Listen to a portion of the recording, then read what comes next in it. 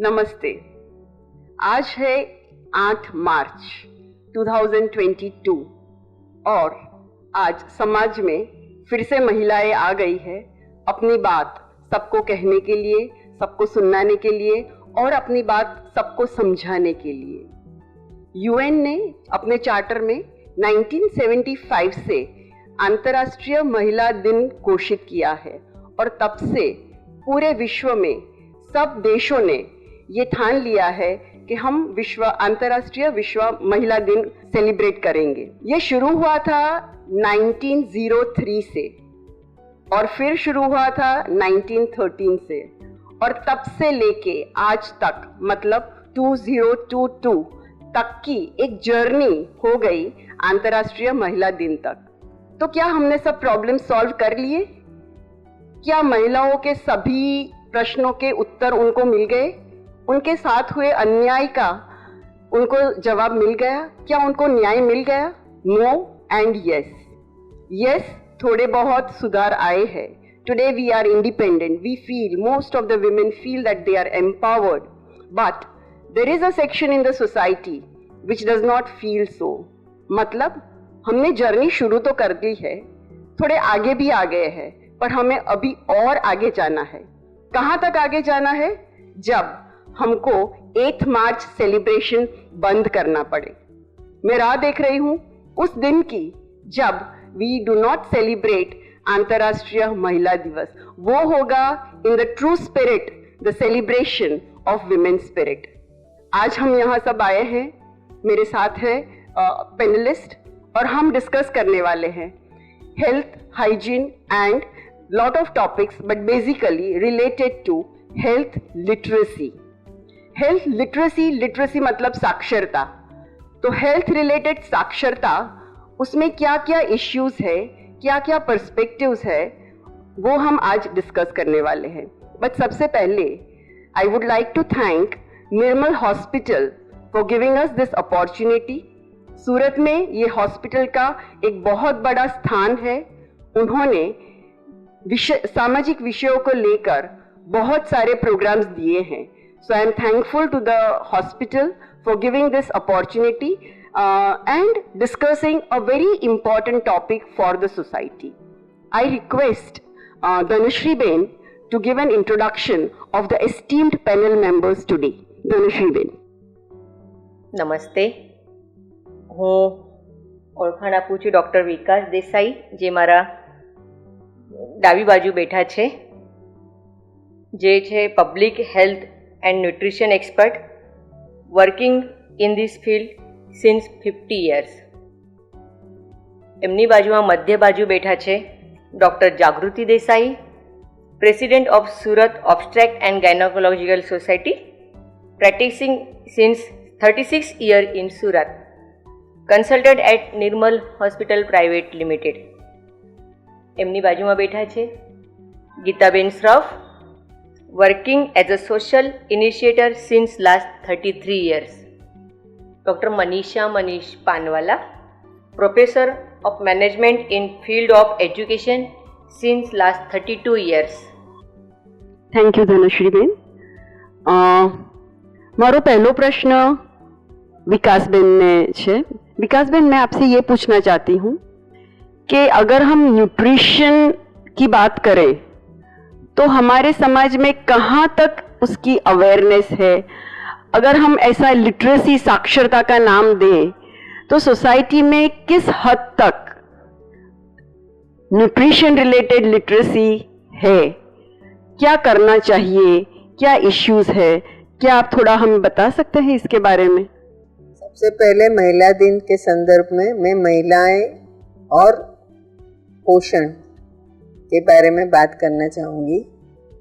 एक बात सब जानते हैं कि महिलाओं के साथ पोषण की लिंक बहुत मजबूत होती है और उनकी जिम्मेवारी बनती है खुद के पोषण के लिए और अपने कुटुंब के पोषण के लिए भी।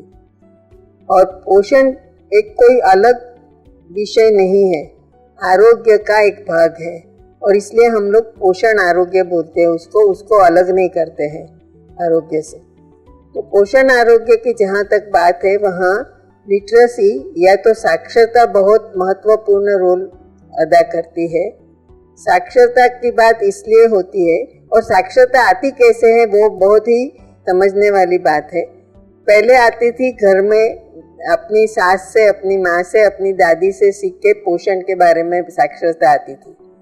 फिर विज्ञान का विकास हुआ तो लोगों ने बोला कि वैज्ञानिक साक्षरता आनी चाहिए, और इसलिए बहुत सारी चीज़ें बदलने की कोशिश हो गई। आज ये हालत है कि न विज्ञान सही तरीके से पोषण को सिखा सकता है, और उसमें फिर जो कॉमर्शियल एडवर्टाइजमेंट पोषण के बारे में होती रहती है, उससे शायद नुकसान भी होता है और फायदा भी होता है, दोनों है। तो अभी एक मौका है कि इसको बैलेंस करने की जरूरत है। कोरोना ने सिखाया है कि पोषण के बारे में जाने बिना चलना नहीं है, और पोषण हमारी रोग प्रतिकारक शक्ति के लिए बहुत ही महत्वपूर्ण है, और इसलिए उस तरीके से भी पोषण के बारे में सीखना जरूरी है। मैं एक दो चीज़ें महिलाओं के पोषण के बारे में बताना चाहती हूँ। महिलाओं का क्या रोल होता है पोषण के बारे में। तो एक तो ये कि माँ है महिला, तो माँ का रोल है वो बच्चे को पोषण देना और बच्चे के पोषण को देखना। तो एक बहुत महत्वपूर्ण रोल है कि माँ तंदुरुस्त होगी, पोषण के हिसाब से तंदुरुस्त होगी, तभी बच्चा पोषण के हिसाब से तंदुरुस्त होगा। माँ की साक्षरता पोषण के हिसाब से तंदुरुस्त होगी, तभी बच्चे की तंदुरुस्ती, पोषण तंदुरुस्ती अच्छी होगी। उसी तरह से घर में जितने भी लोग हैं उनके भी पोषण को अभी ध्यान देना बहुत ही जरूरी हो गया है। और कोरोना ने ये भी सिखाया है कि जो नॉन कम्युनिकेबल डिसीजेस की वजह से कोरोना की गंभीरता बढ़ गई, जिसमें डायबिटीज, ब्लड प्रेशर, हृदय रोग की भी समाविष्ट है, उसमें भी पोषण का बहुत महत्वपूर्ण रोल है, और उसके बारे में भी माँ को सीखने की जरूरत होती है। कुछ भी बोले, खुराक, खाना पकाना, खाना खिलाना, ये माँ की जिम्मेवारी या घर की स्त्री की जिम्मेवारी ही रहती है, और वो खुशी खुशी ये जिम्मेदारी निभाती भी है। तो इस हिसाब से पोषण के बारे में एक छोटी बात मैं बता दूं कि बहनों में एक सबसे बड़ी समस्या, हमारे देश में हर 5 साल पे नेशनल हेल्थ सर्वे होता है, फैमिली हेल्थ सर्वे। उसमें बताया गया है कि गुजरात में 10 में से 6 बहनों में एनीमिया देखा गया है, 60%। तो एनीमिया की जो व्याख्या है उसमें एक पुख्त वय की बहन की हीमोग्लोबिन जो खून टेस्ट करते हैं, उसमें लालाश जो टेस्ट करते हैं, वो 12 ग्राम % होना चाहिए। लेकिन 10-11 तो बोलते बॉर्डर लाइन है, चल जाएगा, जी तो सकती है बहन बॉर्डर लाइन पे, लेकिन जो क्वालिटी ऑफ लाइफ है, उसकी उमंग है, उसका काम करने का जो उत्साह है, उसको बच्चे को संभालने का जो उत्साह है, उसकी रोग प्रतिकारक शक्ति है, वो सब कॉम्प्रोमाइज हो जाती है। तो बॉर्डर लाइन कुछ नहीं होता है, ऐसा नहीं कि इससे भी जी जाते हैं, कोई तकलीफ नहीं है। जब ठीक होता है तभी पता चलता है कि हमने क्या खोया है, और इसके बारे में बहुत ध्यान रखना जरूरी है। और इसमें सबसे महत्वपूर्ण आहार है, और क्या खाना चाहिए, कैसे खाना चाहिए। और दूसरी एक बात भी है कि जो आहार में से पोषण मिलता है वो मेडिसिन में लेने से फायदा ज़्यादा नहीं होता है। कभी कभी तो ये है कि आहार में से जब लेते हैं कोई विटामिन आपको मिले या लो तत्व जैसा पोषक तत्व मिले, तब तो जितना शरीर को ज़रूरत होती है उसके साथ जो जो चीज़ों की ज़रूरत होती है वो सब चीज़ें हमारा शरीर एक्सेप्ट कर लेता है, ग्रहण कर लेता है। जबकि मेडिसिन में हम आर्टिफिशियली वो सब कॉम्बिनेशन बनाते हैं, कभी इसकी टॉक्सिसिटी हो सकती है और कभी उसकी वजह से उसका पूरा फायदा हमें नहीं होता है। तो ये हमें ध्यान रखना जरूरी है कि कोई दवाई कोई पोषण के लिए ऑप्शन नहीं है, खाना ही पोषण के लिए ऑप्शन है। Thank you Vikas Ben. मेरा दूसरा सवाल दूसरे पैनलिस्ट से है, जागृति बेन देसाई।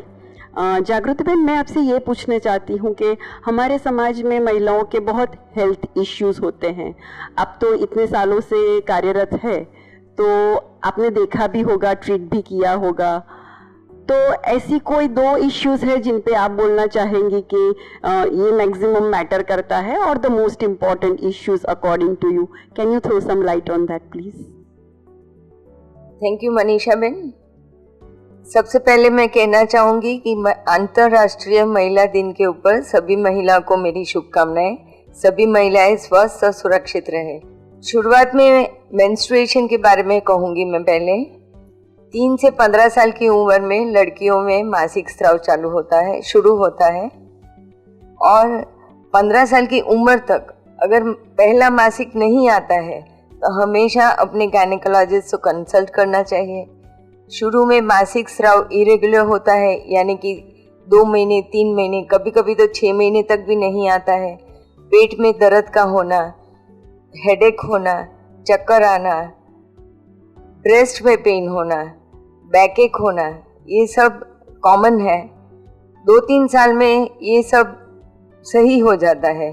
पर अगर इसमें ज़्यादा पेन होता है या 6 महीने से भी ज़्यादा मासिक नहीं आता है तो गायनेकोलॉजिस्ट का संपर्क करना चाहिए। थोड़े लेबोरेटरी के टेस्ट करना चाहिए, जैसे कि CBC, उसका खून कितना है। हीमोग्लोबिन की कमी की वजह से बहुत बार मासिक नहीं आता है। कभी कभी ज़्यादा भी आता है कि जिससे मासिक खून कम ही हो जाता है।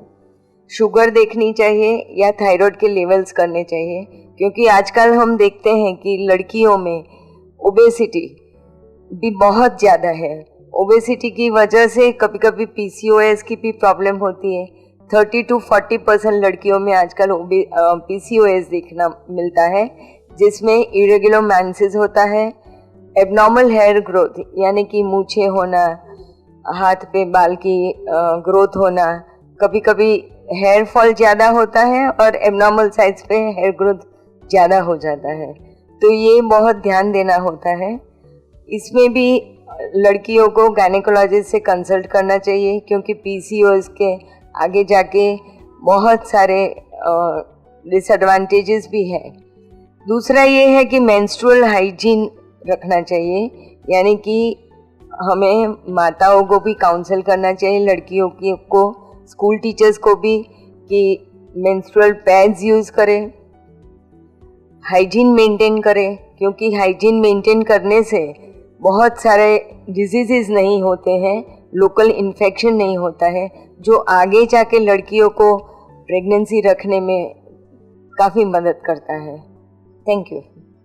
जागृति बहन, आपने बहुत अच्छा समझाया द इम्पोर्टेंस। पर मुझे एक प्रश्न है कि हमारी सोसाइटी में पहले तो क्या था, वो 5 दिन को कुछ अलग से ट्रीट करते थे, कुछ घर में अलग से रखते थे, और वो एक चीज़ है।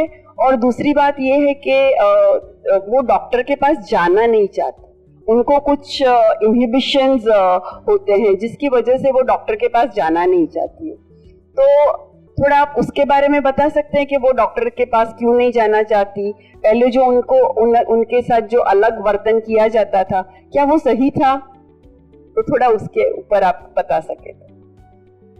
मेंस्ट्रुअल साइकिल को मासिक धर्म कहते हैं, यानी कि पहले के टाइम में ज़्यादातर सफाई रखने के लिए पहली चीज़ जो 5 दिन दूर रखते थे, और ऐसा मानते थे कि पेट में जो दर्द होता है, बैकएक होता है, और जो लड़कियों को और विमेन को रेस्ट देना चाहिए, वो देने के लिए उसको घर काम से, मंदिर से सब दूर रखा जाता था। पर अब धीरे धीरे ये प्रक्रिया चली गई है। विमेन एम्पावरमेंट आजकल हम देखते हैं, लड़कियां भी बहुत आगे निकल गई हैं, और ज़्यादातर एक चीज़ अभी भी कंटिन्यूड है, वो ये है कि मंदिर में नहीं जाते हैं, पर वो अपना अपना मानना है। अगर उनको मंदिर में नहीं जाना है, दिया नहीं जलाना है, तो वो फॉलो कर सकते हैं। दूसरी बात ये है कि पेरेंट्स ऐसा मानते हैं कि लड़कियों को डॉक्टर के पास ले जाने से तकलीफ होगी, उनको एग्जामिन करेंगे, इंटरनल एग्जामिनेशन करेंगे, पर ऐसा नहीं है। अनमैरिड गर्ल्स में डॉक्टर्स कभी भी इंटरनल एग्जामिनेशन नहीं करते हैं, पेट पे हाथ रख के ही चेकअप कर लेते हैं, उसके ब्लड और यूरिन इन्वेस्टिगेशंस करते हैं, और ज़्यादा करके उसको सोनोग्राफी से ज़्यादा माहिती मिलती है हमको।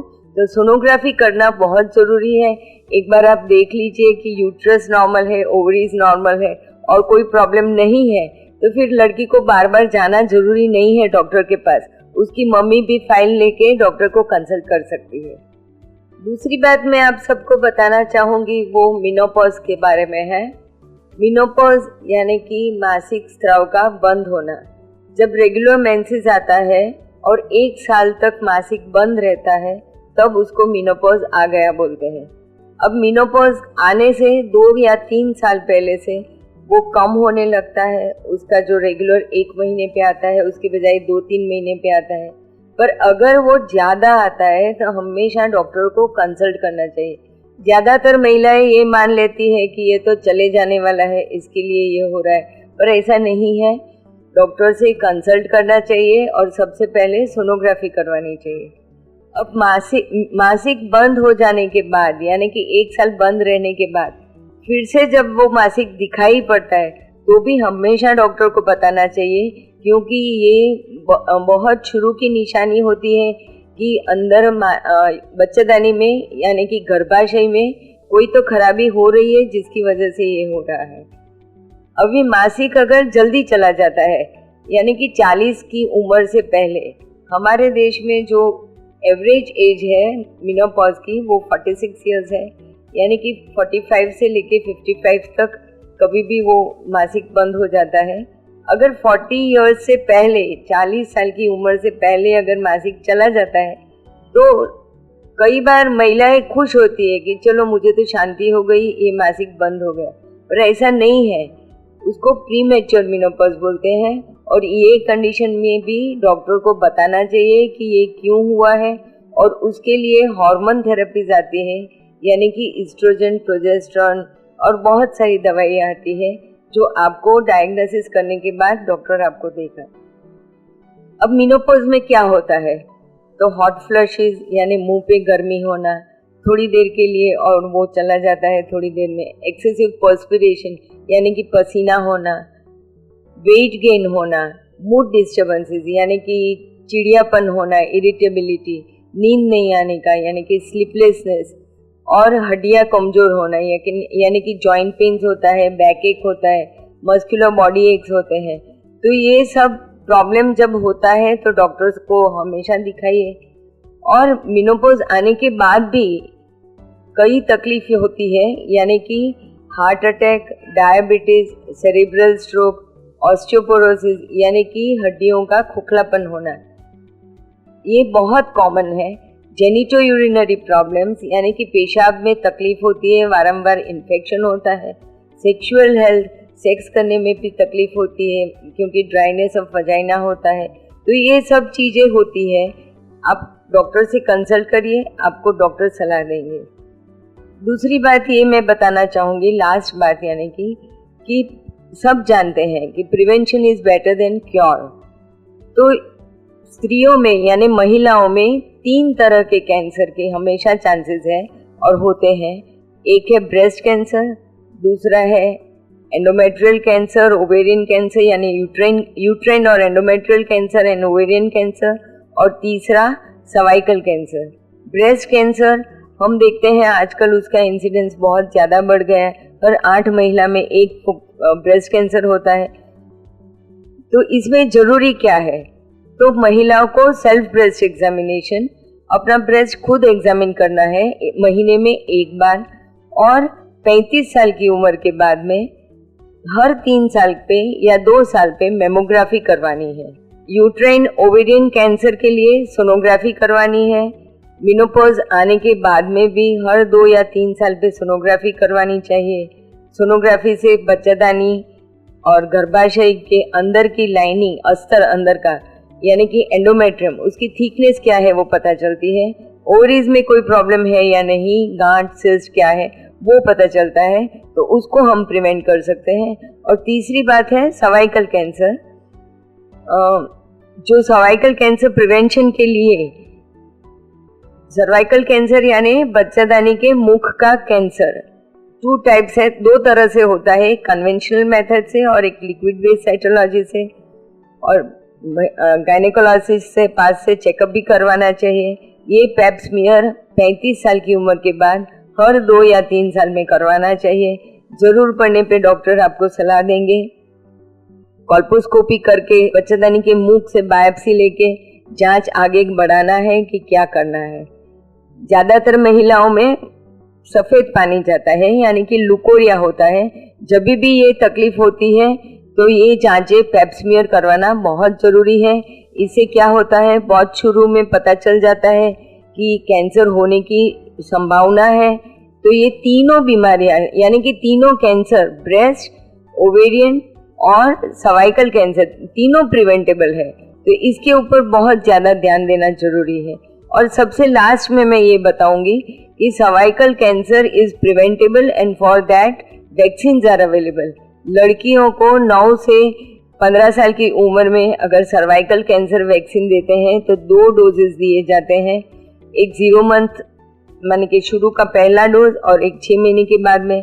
और ये वैक्सीन, जिसको गार्डासिल वैक्सीन, सर्वेरिक्स वैक्सीन कहते हैं, और आज तो नैनोवेलेंट वैक्सीन भी आ गई है जिसके 2 ही डोजेस होते हैं। तो 15 साल के से लेके 45 ईयर्स तक, 45 साल तक ये वैक्सीन दे सकते हैं, जिसको हम लड़कियों में सर्वाइकल कैंसर प्रिवेंट कर सकते हैं।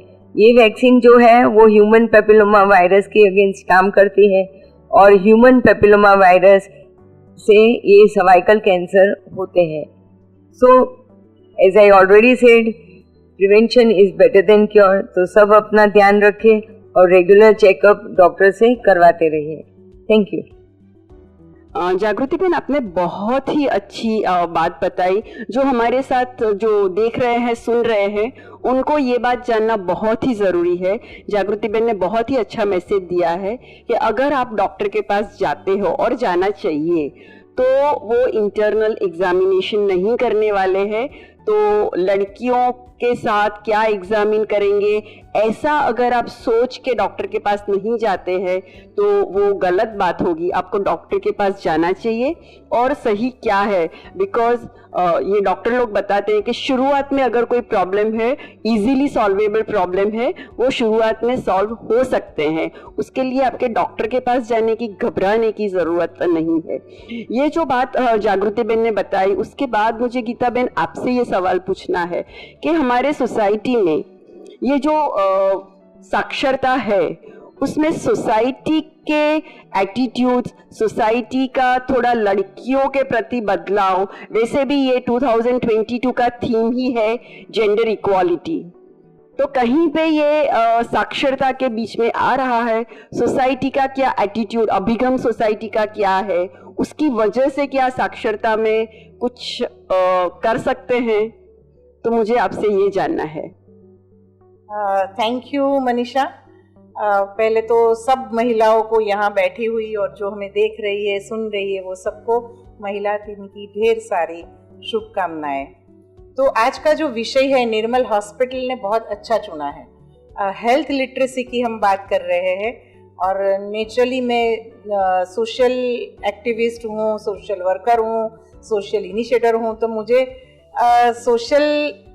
सोशली कैसे हेल्थ लिटरेसी का, वो क्या एक साक्षरता का फर्क होता है, होनी चाहिए कि नहीं, ये सब बातें 33 साल में मैंने बहुत सारी देख ली।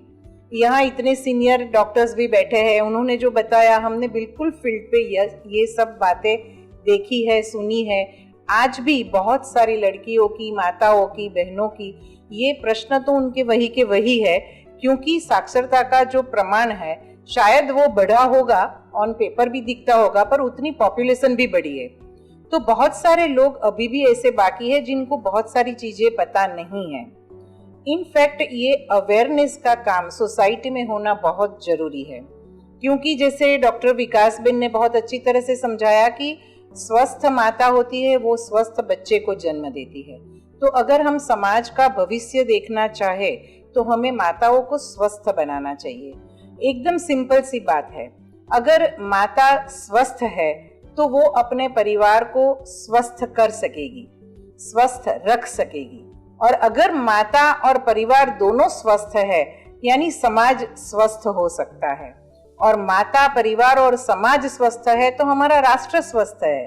तो हमें पूरी ये साइकिल पूरी करनी है। इतने सालों से हम लोग जो काम कर रहे हैं, मेरे ख्याल से उसमें अब सबको आगे आके ये काम करना चाहिए। क्योंकि एक माँ को जब हम उसके हेल्थ के लिए साक्षर करते हैं, उसकी स्वास्थ्य के लिए हम उसको अवेयर करते हैं, तब पूरा परिवार उसमें आ जाता है और यानी कि पूरा राष्ट्र ही आ जाता है। तो मैंने जो ये काम किया है, मैंने देखा है कि महिला सबसे पहले तो पूरे परिवार का ध्यान रख लेती है, पर वो अपना खुद का ध्यान नहीं रखती है और उसको शायद वो सिखाया भी नहीं गया है, उसको किसी ने कहा ही नहीं है कि सबसे पहले तू अपना ध्यान रख। जैसे मैं जब प्लेन में जाती हूँ, तो आप सब भी फ्लाई करते होंगे, तो आपने सुना होगा कि हमें जब भी कोई इंस्ट्रक्शन दी जाती है तो पहले कहते हैं कि ये मास्क पहले अपना लगाए, फिर अपने बाजू वाले को या दूसरे को हेल्प करे। तो ये अपना लगाने के लिए जो कहते हैं वो बहुत ही महत्व की बात है। सबसे पहले अगर महिला खुद अपनी हेल्थ के ऊपर ध्यान दे तो वो बिल्कुल दूसरों की हेल्थ के ऊपर ध्यान दे सकेगी और उसके बच्चे भी इतने स्वस्थ रहेंगे। ये एक पूरी साइकिल हम मनीषा जी, हम स्लम में जब जाते हैं तो वो महिलाओं को हमें समझाना पड़ता है कि ये एक साइकिल है कि अगर आप स्वस्थ है तो आप अपने बच्चों को जो देंगी, जो भी साक्षरता देना चाहेगी, वो बिल्कुल आप में से वो देख कर वो सीखने वाला है। और वो जब खुद हेल्दी होगा, उसकी हेल्थ अच्छी होगी, उसका स्वास्थ्य अच्छा होगा, तो वो पढ़ने के लिए या जो भी काम पे जाएगा वो उसके ऊपर फोकस कर सकेगा। यानी वो अच्छा पढ़ेगा और उसकी हेल्थ अच्छी रहेगी तो उसका रिजल्ट, परिणाम अच्छा आएगा, वो खूब आगे भी बढ़ सकेगा। हमें उसको इतनी अच्छी तरह से ये साइकिल हम उसको बनाकर सिखाते हैं, उसको समझाते हैं कि अगर तुम अपने पति के लिए भी अपना स्वास्थ्य का ध्यान रखती हो और अच्छा, जैसे विकास बेन ने और इन्होंने बताया कि डॉक्टर जागृति बेन ने भी बहुत अच्छी तरह से समझाया कि तुम अगर अपनी बेटियों को भी इतनी अच्छी तरह से समझाओगी कि मेंस्ट्रुअल साइकिल क्या है, तो उसकी हेल्थ का आपके द्वारा भी ध्यान अच्छी तरह से रखा जाएगा। मैंने सोशल प्रॉब्लम्स इसमें ये देखे हैं कि जब माँ खुद साक्षर नहीं होती है, वो अपने बच्चों के लिए भी इतनी ही बेपरवाह हो जाती है और इसीलिए शायद सोसाइटी में सेक्सुअल एब्यूज़ भी बहुत देखने को मिलते हैं और बहुत सारे ऐसे रोग हैं जिनका भोग छोटी सी उम्र में भी वो लोग बच्चे भी बन जाते हैं और माता खुद भी बहुत सारे रोग की भोग बन जाती है।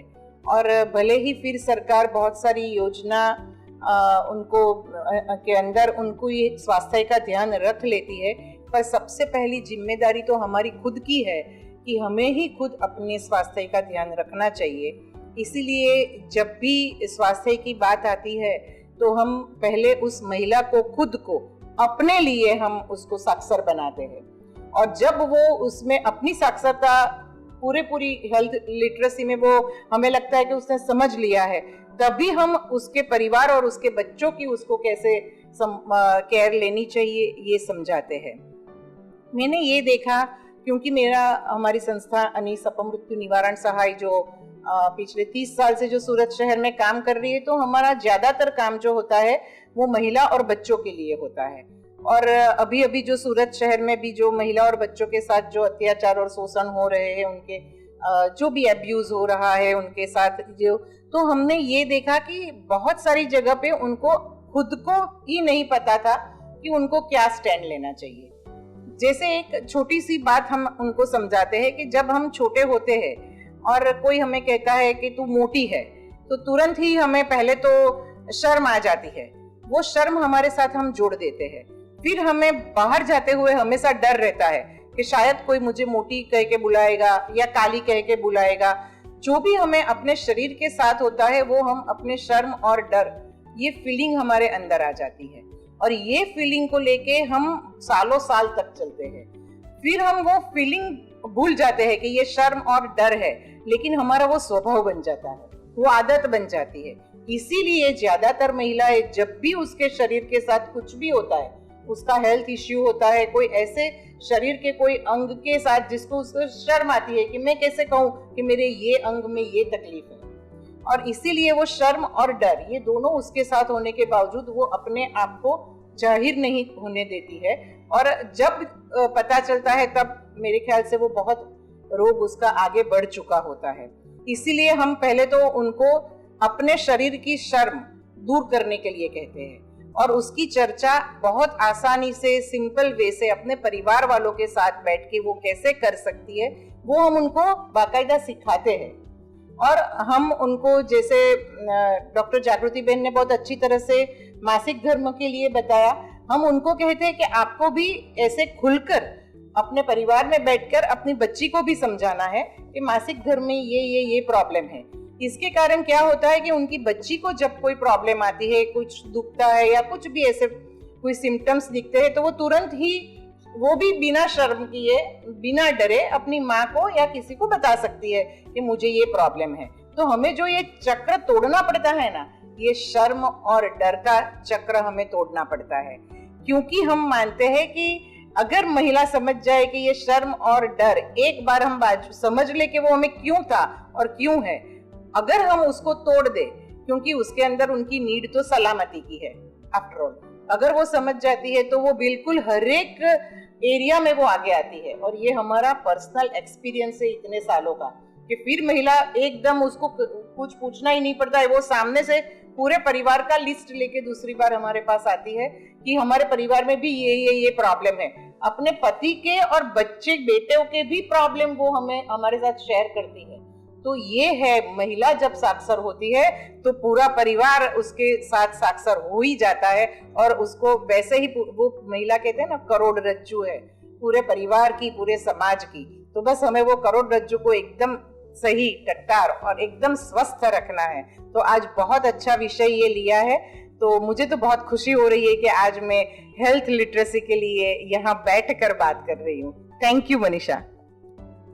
थैंक यू गीता बहन, आपने बहुत सही पकड़ा है, and that shows your experience कि शर्म और डर की जो विशेष साइकिल में महिलाएं फंस गई है, उसमें से बाहर आने के लिए वो कब बाहर आएगी, मुझे लगता है और ऐसे अंतर्राष्ट्रीय महिला दिन आएंगे तब 2040 तक शायद कुछ बदल सकता है, उससे पहले बदले तो क्या बात है।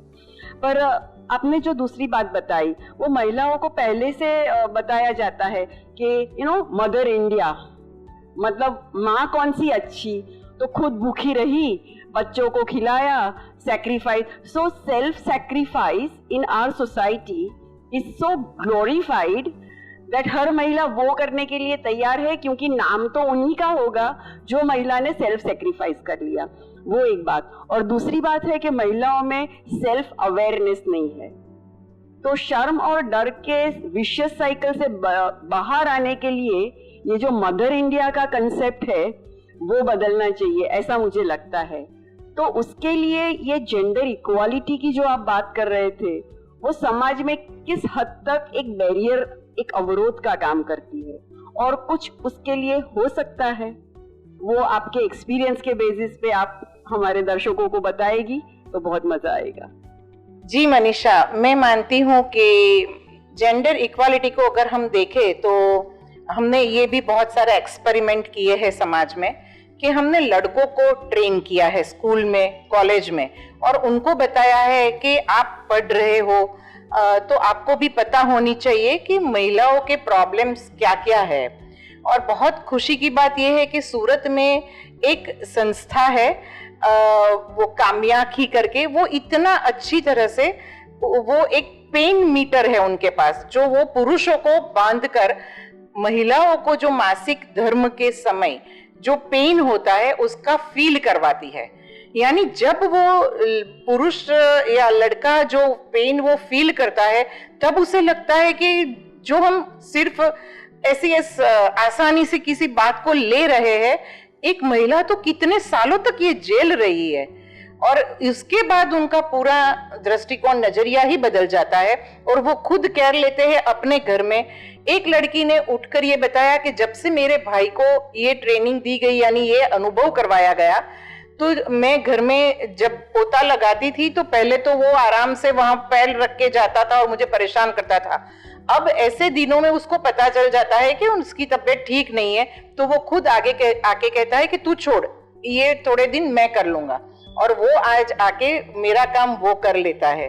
तो इतनी खुशी होती है कि जब पुरुष को पता चले तो वो बिल्कुल वो भी इतने ही संवेदनशील है जितनी लड़कियां है, पर हमने उन लोगों को संवेदनशील होना सिखाया नहीं, रादर उनको हमने उसको कठोर बना दिया।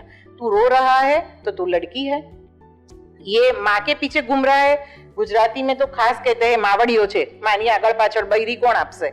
यानी बच्चे को बचपन से लड़के को इतना हम प्रेशर देते हैं कि जिसके कारण, यानी मैं कहती हूँ कि हम ऐसा हमेशा कहते हैं कि लड़कियों को अन्याय होता रहता है, पर मैं कहती हूँ लड़कों को भी हम कम अन्याय नहीं कर रहे। उनको अपने इमोशंस को कभी भी बाहर लाने नहीं देते हैं, बचपन से उसको टोका करते हैं। घर में वो इधर उधर घूमता है और मेहमान आने वाले होते हैं तो हम समझते हैं कि वो गंदा करेगा, आवाज करेगा, तो उसको बोलते हैं कि बाहर जा, बाहर निकल। और लड़की को बोलेंगे चल जल्दी घर सफाई कर दे, मेहमान आए तो ये करना, थोड़ा घर डेकोरेट करना। यानी उसको हम ज्यादा से ज्यादा अच्छी तरह से सब चीजें सिखाते भी है और उसको अपॉर्चुनिटीज देते हैं। और लड़कों को तो हम सिर्फ बाहर का रास्ता दिखाते हैं, फिर बाहर जाके वो क्या करेगा, नो एजेंडा। तो वो कहाँ जाएगा, किसी और के घर के पास। वो बोलेंगे आवाज मत कर, तो वो कहाँ जाएगा, सोसाइटी के कॉर्नर पे, वहां होगी गल्ले पान का गल्ला, और वहां उसको खड़े नहीं रहने देंगे, और वहां वो लोग उसको मार के भगा दे, उससे पहले वो जितना पैसा होगा उससे एक पड़िका ले लेगा, मुंह में डाल देगा। इस तरह से वो व्यसन में जाते हैं। ये भी हमारी रिसर्च में बाहर आया कि लड़के कैसे जब बोलते हमें घर में बैठने ही नहीं देते, और आजू बाजू वाले उनके घर में बैठने नहीं देते, तो हम जाए कहाँ। और पान का गल्ला वाला ऐसे नहीं बैठने देता, अगर हम पैसा देते तो वो बैठने देता है।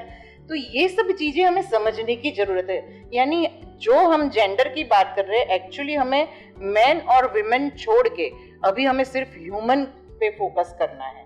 तो हर एक जेंडर रिस्पेक्ट के काबिल है, और दोनों जेंडर को हमें वही सिखाना है कि दोनों को अपने अपने तरीके से हर एक काम सीखने ही चाहिए, घर का हो या बाहर का हो, और दोनों को एक दूसरे को रिस्पेक्ट देनी ही चाहिए। स्त्री सिर्फ शरीर नहीं है, उसको शरीर की तरह ही न देखा जाए, वो एक व्यक्ति है।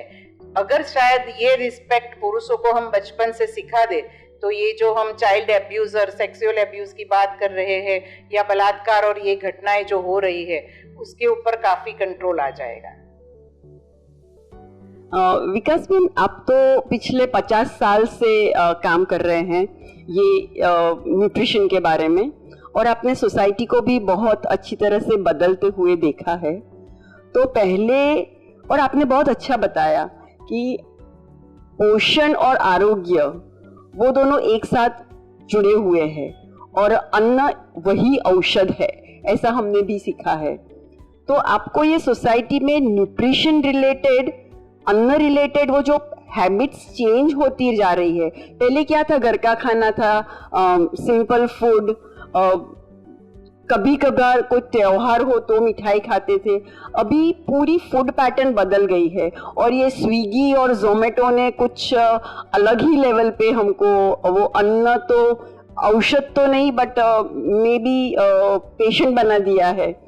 तो वो ये जो सोसाइटी में बदल रहा है न्यूट्रिशन के कंसेप्ट, उसके बारे में आप कुछ हमको बताएंगे? मैं 2-3 चीज़ की पूर्तता करना चाहती हूँ जवाब देने के पहले। एक तो एक ये बात है कि पुरुष और स्त्री में एक अंतर ये है जो कुदरत ने दिया हुआ है कि स्त्री में रोग प्रतिकारक शक्ति और सब सहन करने की शक्ति कुदरती क्रम से ज़्यादा है, और इसी वजह से उनका वो इंसल्ट सहन करने की शक्ति भी उनमें ज़्यादा है। वो हमें एक्सेप्ट करना चाहिए। जैसे बर्न्स होते हैं, कोई केसेस आते हैं, तो उसमें जितने परसेंटेज बर्न्स से बहन सर्वाइव हो सकती है, उतने परसेंटेज बर्न्स से पुरुष सर्वाइव नहीं कर सकता है। ये कुदरती उनकी शक्ति है। दूसरी कुदरती शक्ति ये है कि प्रिसीजन से काम करना और लगन से काम करना, ये कुदरत से आता है, और ये कुदरत से ऐसे नहीं आता है, उसके जीनेटिक स्ट्रक्चर से आता है। तो और इसीलिए बोलते हैं कि वॉच की कंपनी में यहाँ बहुत माइन्यूट काम करना होता है, वहाँ प्रिसीजन से लड़कियाँ अच्छी तरह से काम कर सकती है लड़कों से। तो ये एक उसको जो हमें रिकग्नाइज करना चाहिए था समाज को, और उसको प्रमोट करना चाहिए था, उसके बदले उसके लिए नियम बना दिए, और इसी वजह से ये आज समस्या हमारे लिए खड़ी हुई है। जहाँ तक आहार की बात है और बदलाव की बात है, ये कोरोना में सबने देखा कि तुलसी याद कर ली, हमने अदरक याद कर ली, हमने काढ़ा याद कर लिया, जो पहले हमारे बाप दादा माँ दादी भी हमको सिखाती थी कि इतने में कोई दवाई की ये खा लो, इसमें डॉक्टर के पास जाने की जरूरत या वैद्य के पास उस जमाने में जाने की जरूरत नहीं है। तो बहुत सारी ऐसा हो गया एक फेज में कि जो पुरानी ट्रेडिशनल प्रैक्टिसेस थी और नई प्रैक्टिसेस थी उसका मिक्सचर हो गया, और हम तय नहीं कर पाए कि हमें ट्रेडिशनल प्रैक्टिसेस अच्छी है, उसको हमने क्रिटिसाइज करना शुरू किया, और नई जो मॉडर्न है उसको हमने साइंटिफिक गिन लिया। उसके साथ साथ बदलाव आया कि दुनिया बड़ी हो गई, ग्लोबल वर्ल्ड हो गया, तो उसका हर एक चीज़ को हमने एक्सेप्ट करना शुरू किया। हमने हर एक तरह का खाना लेना शुरू किया। आज मैक्सिकन मिलता है, आज थाई खाना मिलता है, इटालियन खाना मिलता है, और जो भी कुछ नया आता है बच्चों को अच्छा लगता है, उसमें कोई बड़ी बात नहीं है। बदलाव हमेशा एक नियति है और सबको अच्छा लगता है। इसका मतलब ये नहीं होता है कि पुरानी चीजें हमें भूलनी चाहिए, और ये रिमाइंड करने के लिए ही कोरोना आया था।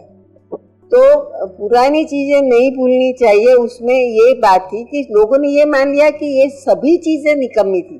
कोई चीजें हमने खराब कर दी थी, पुराने हमारे एक्सपीरियंस जो थे उसको बीच में बिना समझे हो गया था। तो उसमें भी सभी चीजें सही है या अच्छी थी ऐसा मैं नहीं कहती हूँ। आहार के बारे में बहुत ही जरूरी है कि ट्रेडिशनल प्रैक्टिसेस, जिसको मैं बोलती हूँ कि अनुभव आधारित विज्ञान है, जो अनुभव आधारित विज्ञान को नहीं भूलना चाहिए। सिर्फ लेबोरेटरी में कंफर्म विज्ञान ही विज्ञान नहीं होता है, जो आहार में बहुत तय होता है, और इस हिसाब से बहुत सारी ऐसी प्रैक्टिसेस है जिसको रिवाइव करने की जरूरत है।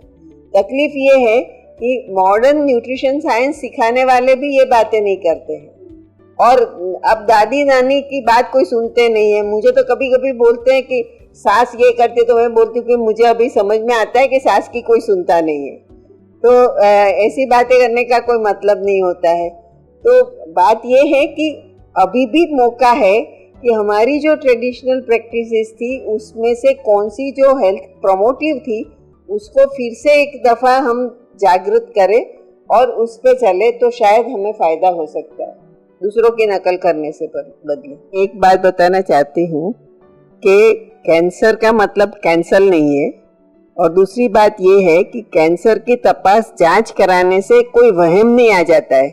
बहुत सारे लोग इसलिए नहीं कराते हैं कि वहम डाल देते हैं, फिर हमें कुछ होता तो है नहीं, लेकिन वहम से डर से हमको तकलीफ होती है।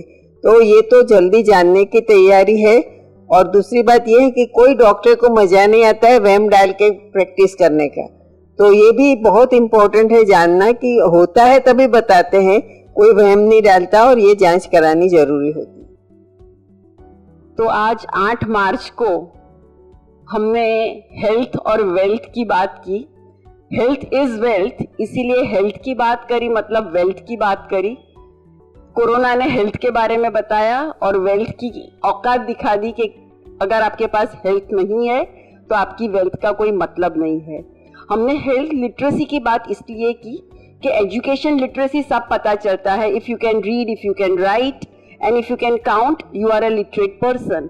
बट अगर आपको न्यूट्रिशन की सही तरीके से पता नहीं है, अगर आपको महिलाओं में होने वाले हेल्थ इश्यूज के बारे में पता नहीं है, और अगर आपको सोसाइटी में एक मानसिकता और जेंडर इक्वालिटी का पता नहीं है, जब तक ये नहीं होता है तब तक सिर्फ डिग्री होने से हम साक्षर नहीं कहलाते।